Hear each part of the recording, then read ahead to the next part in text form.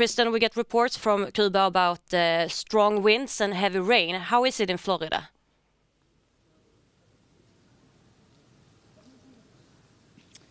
Well, Lee, we're just now in Miami and we're starting to feel the effects of those outer bands. You can see behind me, the trees are starting to sway. We actually had a downpour of rain a few minutes ago, but it's been intermittent. We're getting massive gusts of wind as well as driving rain, and then it stops and you have almost moments of stillness now, and this is expected through landfall, which will be late tonight or early tomorrow morning.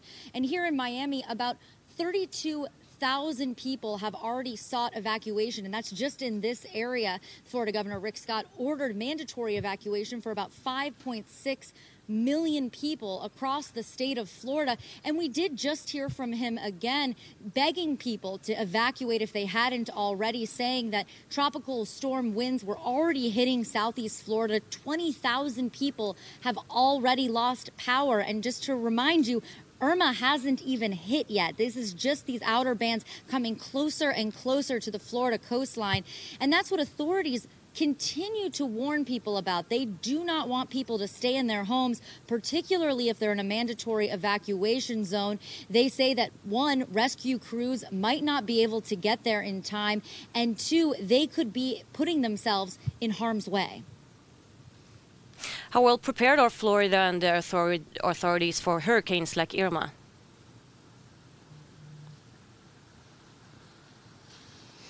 Well, the authorities here in Florida are prepared. They have been going around day to day, giving press conferences, going on interviews, telling people how they should be getting ready. We saw that grocery stores continued to restock and supply their shelves to make sure that people had everything that they needed. Florida Governor Rick Scott yesterday said that all public buildings, now that includes government offices, public schools, public universities, all of those would be closed through Monday so that they could be used potentially as shelters or staging areas as needed. And you have to remember that this is a community that has seen dozens of tropical storms or even low-level hurricanes, and authorities want to stress that this is not that. They could be ready for a lower-level hurricane, but this is going to be an extreme storm.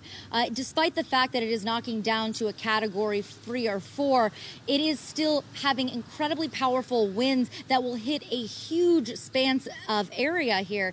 And I do want to tell you, what we've heard from authority and officials here in Florida is they continue to compare this to Hurricane Andrew. That was a Category 5 hurricane that hit about 25 years ago and caused massive destruction in Florida. It also cost 65 people their lives. And Governor Scott has said repeatedly that this storm, Irma, is going to be stronger and more powerful than that storm, essentially appealing to people who were here and who lived through that terrible storm, begging them to evacuate, begging them to remember how bad that was and leave while they still can before that storm hits.